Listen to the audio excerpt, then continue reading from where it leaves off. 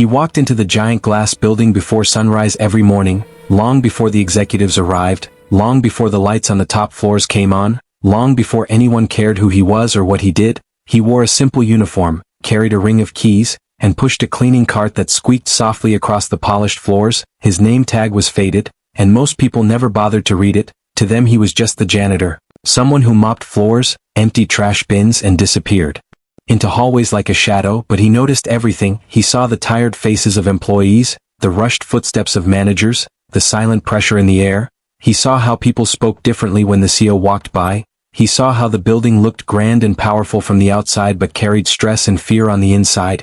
He cleaned the boardroom every morning, wiping the long table where million-dollar decisions were made.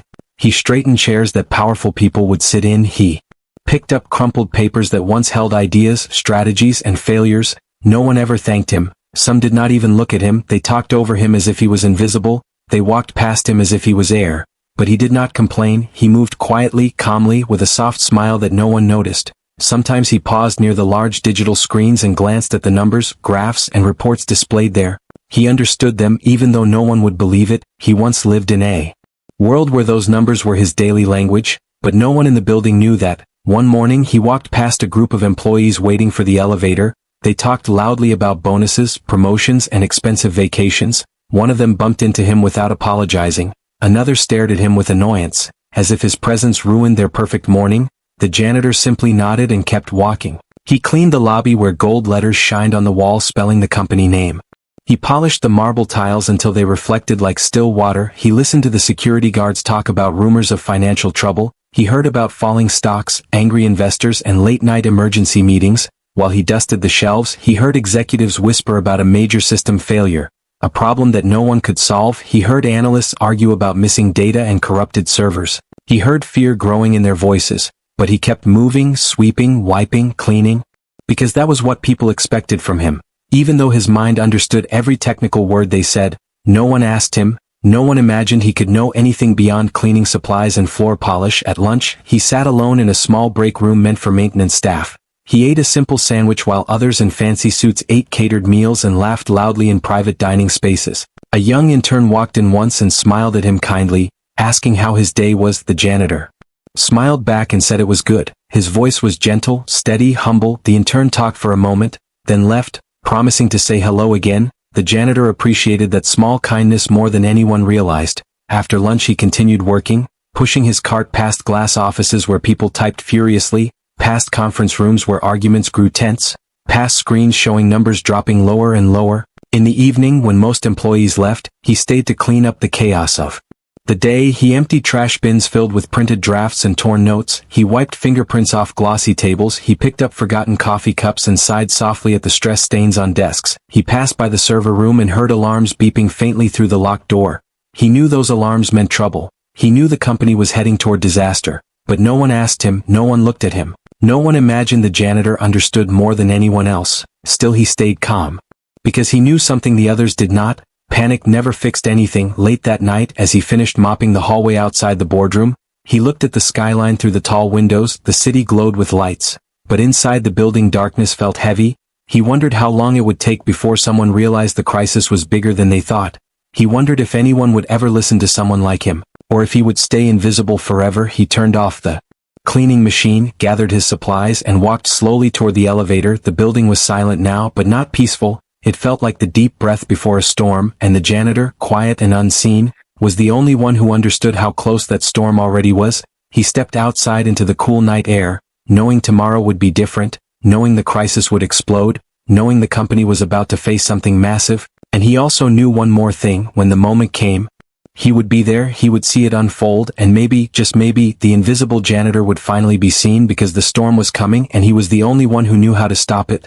When the janitor arrived the next morning, the building felt different. The air was tense, voices were sharper, and people moved quickly through the halls with anxious eyes. He pushed his cleaning cart slowly, noticing how groups gathered in corners, whispering urgently. He heard words like meltdown, failure, shutdown, and crisis. The elevators were crowded with executives who never arrived this early. Some clutched laptops. Others held folders tightly against their chests. Their faces were pale, and their voices carried fear.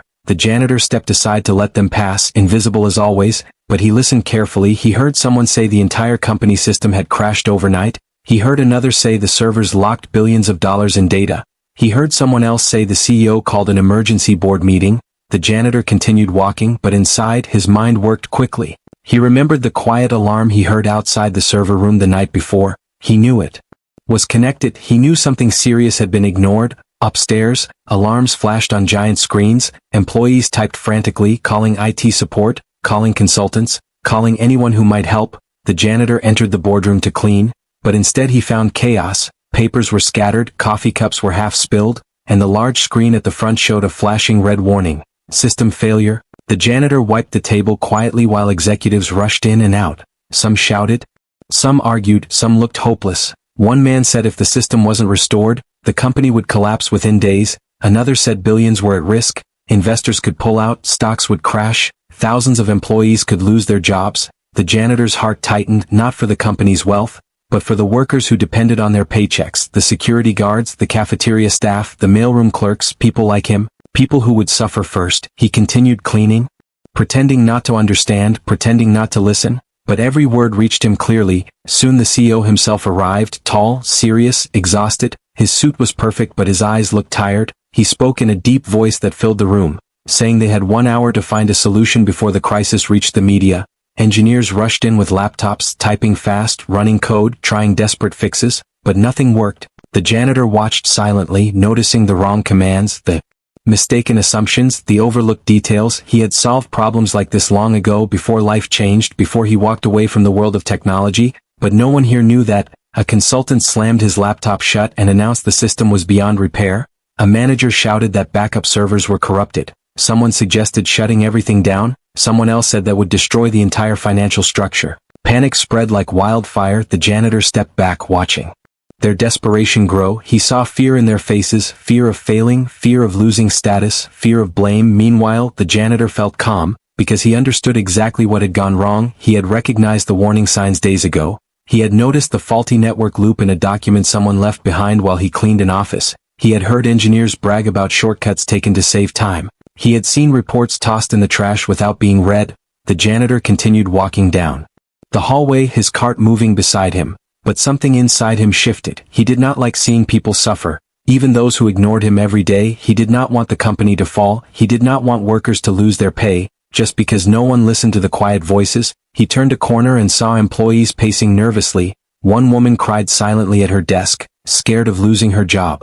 A young intern stared at her screen, frozen, unsure what to do. The janitor paused, his hands resting on the cart handle. He took a slow breath. He knew he could fix it. He knew he could stop the crisis in seconds. But would anyone listen? Would they laugh? Would they push him away? Would they call security? He walked toward the conference room again, feeling his pulse quicken. The door was open, voices inside growing louder. The CEO slammed his fist on the table, shouting that time was running out. People stared at screens full of errors. The janitor stood at the doorway, invisible as always, but this time he did not turn away. This time he cleared his throat softly, a sound so small, yet in that moment, it cut through the noise. Heads turned, eyes narrowed. Someone scoffed, asking why the janitor was standing there. Another waved him off, saying this was not a place for cleaning staff. But the janitor didn't move, didn't leave, didn't bow his head. Instead he spoke in a calm voice, saying he knew what the problem was. The room fell silent, not because they believed him, but because they were shocked he had spoken at all. And in that heavy silence, the fate of the entire company hung in the air, waiting for what would happen next. The room stared at the janitor as if he had spoken in a foreign language. Executives exchanged confused looks, engineers frowned, and one manager let out a short laugh as if the situation needed more mockery. The janitor stood still, not angry, not nervous, just steady. Someone told him to go back to cleaning. Someone else waved him away, saying experts were handling it, but the janitor didn't step back. He simply repeated, gently, that he understood the problem and could fix it. A few people rolled their eyes, whispering that stress was making the janitor imagine things. One engineer muttered that the system was too complex for someone with a mop to understand. Their words stung, but the janitor had been ignored for years and silence had become familiar. His calm did not break. The CEO, exhausted and out of options, finally raised his hand to quiet the room. He looked at the janitor with tired eyes and asked what he thought the issue was, not kindly, not respectfully, but with the desperation of a man running out of time. The janitor stepped closer and spoke clearly, explaining that the backup network had looped into the primary system, locking all data, freezing commands and rejecting access. Engineers blinked, stunned, because none of them had noticed it. One of them rushed to a laptop and typed rapidly, testing his words. Suddenly his eyes widened. He confirmed the janitor was right. A wave of shock rushed through the room. The janitor continued, explaining that a simple manual override could break the loop and restore the system instantly. The consultant who earlier claimed the system was beyond repair turned pale. The CEO stared at the janitor, unsure whether to be furious or amazed. Engineers scrambled to the server terminal, typing commands, but nothing worked. The janitor quietly said they were typing the wrong sequence. He walked forward slowly, and for a moment no one stopped him, because fear now outweighed pride. He leaned over the keyboard, pressed a few keys, entered a string of code with practiced ease, and then hit confirm. The screens blinked once, then again, and suddenly the red warning disappeared. Data flowed back, numbers recalculated, operations restarted. Systems rebooted across the building like lights returning after a blackout. Gasps filled the room. Someone dropped a pen, someone else covered their mouth. The CEO stepped closer, staring at the screens in disbelief. The billion-dollar crisis was gone, erased in seconds. The janitor stepped back, calm and quiet, as if he had only swept dust from a floor. Engineers checked the system again and again, confirming the fix. One whispered that he had worked in tech for 20 years and had never seen someone solve something that fast. Another muttered that the janitor must have memorized system architecture. A manager stuttered as he asked how a janitor could know such things. The janitor stood silently, eyes steady, waiting. The CEO finally asked the question the room was holding. Who are you really? The janitor hesitated, then spoke softly, saying he once worked in technology, designing networks and securing major systems. People stared in shock. Someone whispered that he must be lying. Someone else said no one that skilled would end up cleaning floors. The janitor looked down for a moment, then explained that after his wife passed away, he left the industry to escape the noise, the pressure, the competition. He needed quiet, so he took a simple job where no one expected anything from him. The room fell silent, not from judgment, but from shame. They had mocked a man who carried more knowledge than all of them combined. They had ignored someone who once created the systems they struggled to understand. The CEO looked at him differently now, with respect instead of impatience, gratitude instead of authority. He thanked the janitor, not with empty words, but with sincerity that softened the room. But others were not ready to feel redeemed. The managers who mocked him earlier shifted nervously, afraid of consequences, afraid of exposure, afraid of being seen for who they truly were. The janitor simply nodded and turned to leave, willing to return to his cart, his mop, his quiet life. But the CEO stopped him, saying the company could not let someone like him remain unseen, unheard, unvalued. The janitor paused, unsure, because he never wanted attention, never wanted praise, never wanted power, yet the moment had already changed everything, and the company was about to change with it because the crisis was gone, but the shock had only just begun. The CEO stepped toward the janitor, his voice firm but calm, asking him to stay for a moment. The janitor paused, unsure, his hand still resting on the cleaning cart handle. For years he had moved through this building unnoticed, and now every eye in the room was locked on him. Executives who once ignored him now stared as if seeing him for the first time. Some looked curious, others ashamed, and a few looked terrified, afraid of what his presence meant for their own reputations. The CEO asked him how he knew the system so well, and the janitor answered quietly, saying he spent many years designing network structures and solving digital failures before walking away from that world. His voice was soft, but every person in the room leaned forward to listen. The CEO asked why someone with that knowledge would take a janitorial job, and the janitor explained that after his wife became ill, he cared for her until her final day. After she passed, he could not return to his old life. The noise, the pressure, the coldness of the tech world became unbearable. He needed silence, routine, simplicity, so he took the only job that allowed him to disappear without questions. The room fell heavy and still. No one mocked him now, no one dismissed him, and no one dared to speak. The CEO lowered his voice and said the company owed him more than thanks. He asked the janitor to join them officially to help secure the system, to ensure nothing like this ever happened again. The janitor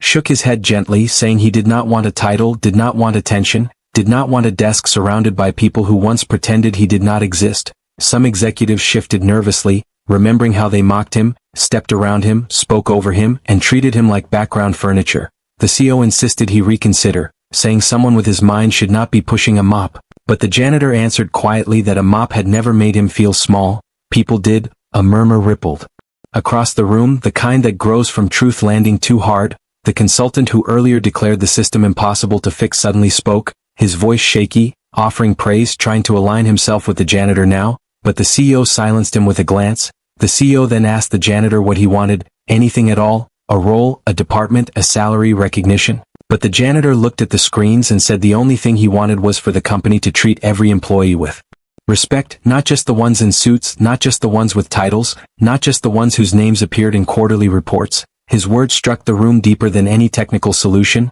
The CEO nodded slowly, realizing the crisis had revealed more than a system failure. It revealed a humanity failure. He turned to the executives and announced that anyone who mocked or dismissed any staff member would face consequences. The managers who insulted the janitor earlier stiffened their faces.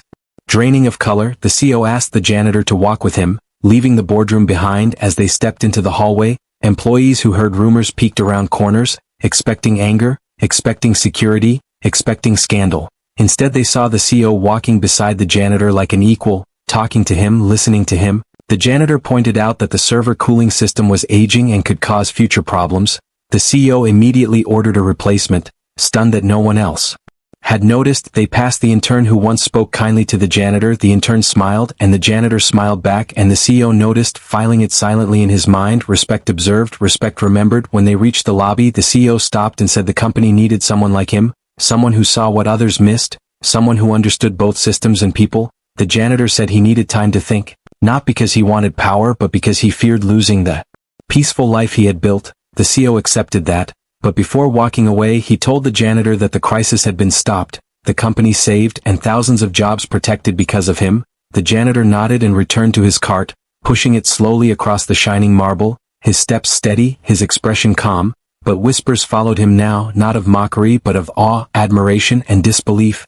He was still in his uniform, still holding a mop, still quiet, but everything had changed, and the building itself seemed to feel it, because for the first time, the invisible man could no longer disappear, and the world around him was only beginning to understand what that meant. The janitor returned to his usual tasks, but nothing around him felt the same. As he pushed his cart down the hallway, employees who once walked past him without seeing him now stopped to stare. Some nodded politely, others stepped aside with sudden respect. A few whispered to each other, pointing subtly, trying to confirm if he was the same man who saved the company that morning. He kept his eyes down and continued moving, not because he felt small, but because attention felt unfamiliar after so many years of silence. When he entered the break room to refill his cleaning supplies, two managers who had mocked him earlier quickly stood up, their faces pale. One of them tried to smile and said he had always believed everyone in the building was important, but his voice trembled. The janitor simply nodded, not out of forgiveness, but because arguing felt unnecessary. The truth had already spoken louder than words. As he walked to the elevators, the CEO appeared again, this time with several board members. They greeted the janitor like an honored guest, asking if he had everything he needed, if he was being treated well, if anyone had disrespected him since the crisis was solved. The janitor answered calmly that he was fine and had work to finish. The board members exchanged uneasy looks, realizing how deeply they had taken him for granted. The CEO asked him to come upstairs to the executive floor for a moment.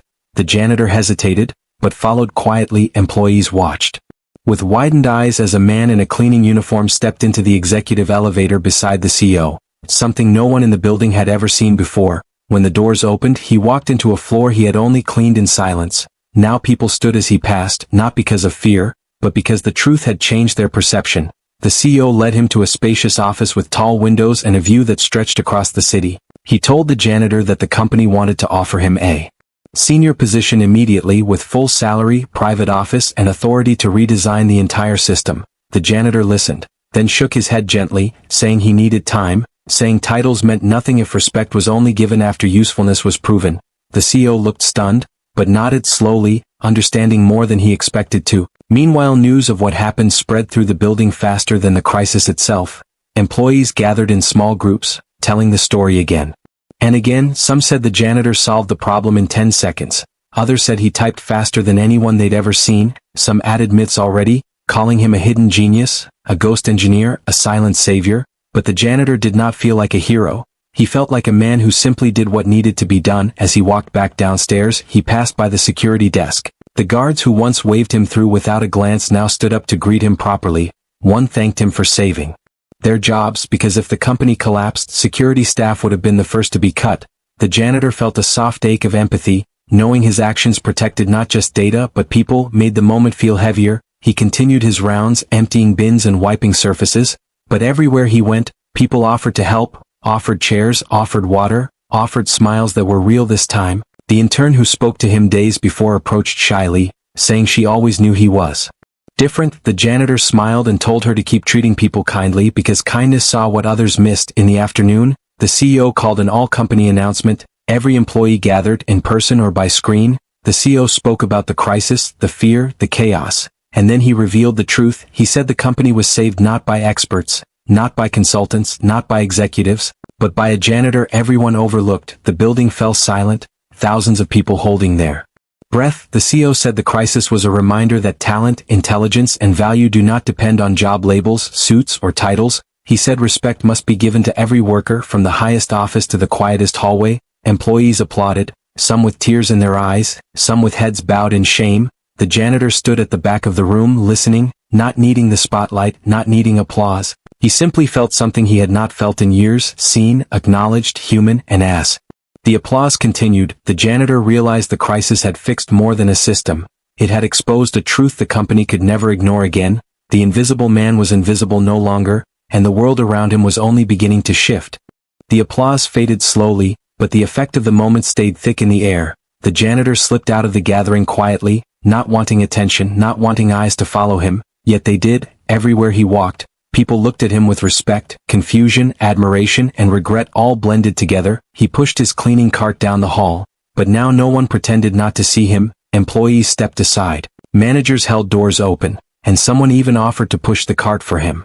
He politely declined, his voice gentle, saying he was used to doing things himself. As he continued his routine, he noticed the building felt different. The usual sharp tone in conversation softened. The usual rush carried more awareness. People spoke more carefully, as if remembering the CEO's words, as if suddenly aware that judgment had consequences.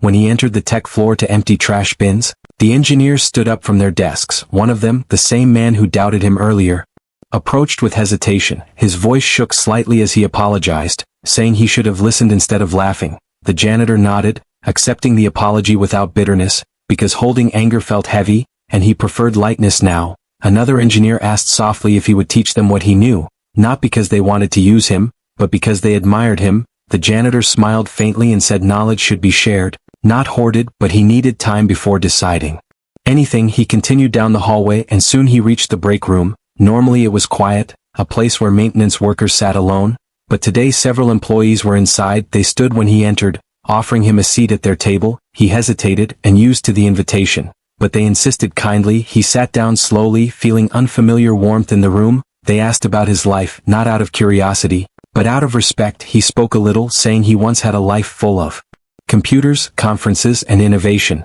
But when his wife fell ill, everything else faded. One woman asked gently if she could ask about his wife. He nodded and explained she was brilliant, gentle, and the reason he once loved the tech world. After she passed, he could not bear to return to a world that continued spinning without her. The room grew silent, not out of awkwardness, but out of shared humanity. People realized the janitor did not hide from success. He walked away from it because love mattered more. After a few minutes he stood up, thanked them, and returned to his work. Later that afternoon, the CEO called him again, asking him to meet in the boardroom. The janitor arrived slowly, and when he entered he saw the managers who mocked him standing in a line, their faces stiff, their eyes lowered. The CEO announced that their behavior violated the new respect policy and that they would be removed from leadership positions. Some gasped, some pleaded, some shook. The janitor watched quietly, feeling no joy in their fall. When the CEO asked if he wanted to say anything, the janitor spoke softly, saying punishment without understanding changes nothing. He suggested they be reassigned instead, given roles where they could learn humility. The CEO stared at him, surprised, then nodded, saying true leadership was speaking through compassion, not revenge. The managers looked at the janitor with disbelief, then gratitude, realizing the man they belittled showed them more grace than they deserved. After the meeting, the CEO walked with the janitor and said the company needed him permanently, not just for his skills but for his character. The janitor paused, feeling the weight of the decision. He looked out the tall windows at the city below, remembering nights of silence, years of healing, moments of grief. He said he would consider the offer, but only if he could still choose peace when he needed it. The CEO agreed without hesitation. Later, as the janitor walked back through the building, the intern approached him again. She smiled and said the company felt different now. He nodded and said sometimes small voices create big echoes. She said he changed everything, but he shook his head gently and replied that the crisis did that. He only refused to stay silent. As the day ended and lights dimmed, he returned his cart to the storage room. He looked at the mop, the rags, the supplies that kept him company for years, and felt a strange mix of sadness and completion. He stepped outside into the cool evening air. The sky held the last glow of sunset, and the city hummed softly. He closed his eyes and breathed deeply, knowing tomorrow would not be the same, knowing the world finally saw him, knowing the story was still unfolding, and the next chapter would decide who he would become now that invisibility was no longer an option. The next morning, the janitor woke before sunrise as he always did, but something felt different inside him. He dressed in his simple uniform, tied his shoes, and looked at himself in the mirror. For years he saw a man fading into the background, but today he saw someone steady, someone capable, someone who no longer needed to hide. He walked to the giant company building as the sky slowly brightened. The security guard at the entrance greeted him warmly, calling him by name for the first time. The janitor smiled, a small but meaningful smile, and continued inside. The lobby felt familiar, yet new. Employees who arrived early nodded respectfully, not with fear but with recognition. He pushed his cleaning cart out of habit, but he could feel eyes following him, not in judgment but in admiration. When he reached the elevator, the doors opened and the intern stood inside. She smiled brightly and asked if he wanted to ride up with her. He usually took the service elevator, the one no one else used, but this time he stepped inside. The intern asked if he had thought about the CEO's offer. The janitor said he was still deciding, because life had taught him the cost of returning to a world of responsibility. The intern told him something that stayed in his mind long after. She said the company did not need another boss. It needed someone who understood people. They reached her floor, and she wished him a good day before stepping out. The janitor continued to the top floor, not to clean, but to meet the CEO again. When the doors opened, employees stood aside respectfully. The CEO greeted him with a gentle smile, not the forced one used in formal meetings, but a real one, the kind that comes from gratitude. He invited the janitor to sit, and the janitor did, feeling the softness of a chair he never imagined sitting in. The CEO explained that the company wanted to create a new department focused on systems safety, employee dignity, and internal listening. He wanted the janitor to lead it, not because of his skills alone, but because he saw people clearly. The janitor looked out the large window and saw the city waking up, cars moving, lights flickering, tiny lives unfolding. He remembered wiping those windows silently for years, seeing the same view but feeling invisible. Now he was being asked to guide a company that once stepped over him without noticing. He turned to the CEO and asked an important question. He asked whether the company truly wanted change, or only wanted a symbol to quiet their guilt. The CEO did not hesitate. He said the company had learned, truly learned, because fear had exposed arrogance, and the crisis had revealed what pride tried to hide. The janitor sat quietly, thinking, remembering nights beside hospital beds, remembering silence, remembering pain, remembering the peace he found in simple routines. Then he said he would accept, but only with conditions. He would still wear simple clothes, he would still walk the halls, he would still speak to every employee from cleaners to developers. He would never sit above people, only beside them. The CEO agreed instantly, almost relieved. As they shook hands, executives watching from nearby felt something shift again. This was not a man who wanted power, this was a man who wanted humanity. Word spread through the building quickly. Employees gathered in small groups, whispering about the new role. Some felt hopeful, some felt changed, some felt challenged to reflect on their own behavior. Later that day, the janitor visited the maintenance staff, the people who worked in silence like he once did. They stared in disbelief when he told them he was now a department leader, but still one of them. He said their voices mattered, their ideas mattered, their dignity mattered. Some of them teared up quietly, because no one had ever said those words to them before. In the afternoon, the janitor walked through the tech floor again. This time engineers did not stand out of fear, but out of respect. One asked if he could teach them how he saw systems differently. The janitor nodded and said learning together was better than teaching alone. He walked into the cafeteria, and instead of sitting alone at the small corner table, employees invited him to join them. He sat, feeling something he had not felt since before his wife fell ill, a sense of belonging. When the workday ended, he stepped outside into the golden light of evening. The city felt alive in a new way.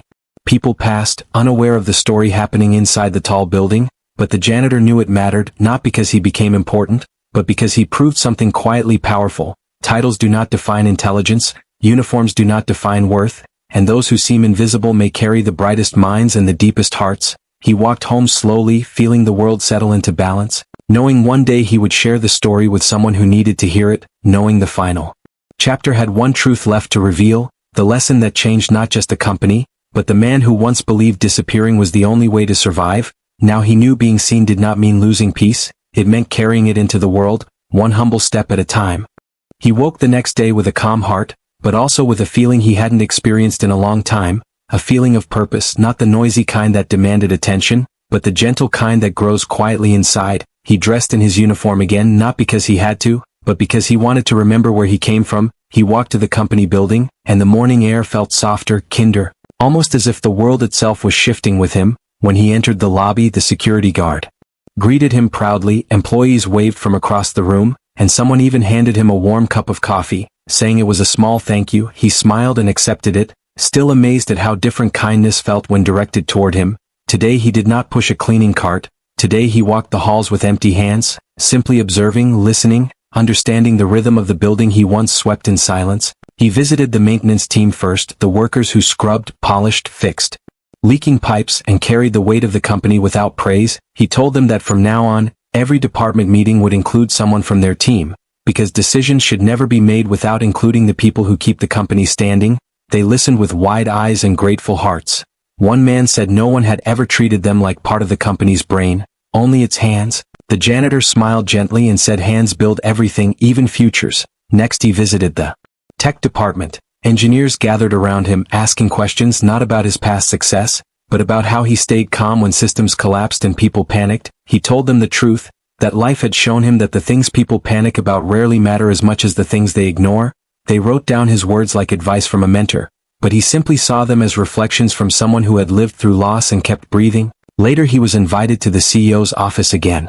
But this time the conversation was different. The CEO asked him to help reshape the company culture permanently, not through rules but through example. The janitor agreed, but added that change must start with how people speak to each other, look at each other, and value each other, not with posters on walls. The CEO nodded, understanding more than he did before. In the afternoon, the company held a small ceremony, not with flashing cameras or reporters, but with quiet sincerity. They presented the janitor with a new badge, not shiny, not decorated, but simple. The title read, Head of Human-Centered Systems and Workplace Integrity. The janitor held it in his hand, feeling the weight of responsibility, but also the lightness of being trusted. He said he would wear it, but only if he could still visit every floor, every worker, every forgotten corner of the building. Everyone agreed. Later, as he walked outside, staff from all levels stood to applaud him, not for the crisis he fixed, but for the respect he restored. A woman from accounting wiped tears from her eyes, saying she wished someone had seen her worth years ago. A young intern said she felt braver now, knowing quiet people could change everything. A maintenance worker said he would go home and tell his children that dignity always matters. The janitor felt warmth spread through him, the kind of warmth that reaches places pain once lived. He stepped out into the evening light, the sky painted with soft orange and blue. He walked slowly, breathing deeply, feeling peace settle gently around him. He knew the world outside would never know the story. There would be no headlines, no awards, no public celebration, and that felt right, because the lesson was not meant to impress the world, it was meant to change a single building, a culture, a way of seeing people. As he reached his home, he sat quietly by the window thinking of his wife. He imagined her smiling, proud that he found a way to return to the world without losing the softness she loved in him. He whispered that he was okay now, that he had found a balance between silence and purpose, between humility and brilliance, between peace and participation. The stars began to appear one by one, and he watched them calmly, knowing his journey had come full circle. He was no longer invisible, no longer fading into the background, no longer hiding from life. He carried his quiet strength into the world, not to prove anything but to remind others of something simple and powerful. Greatness does not always shout. Sometimes it sweeps floors, walks softly, and waits for the moment when the world finally learns to see it. And he knew that tomorrow and every day after, he would continue living with that truth, gently, humbly, and unshakably seen.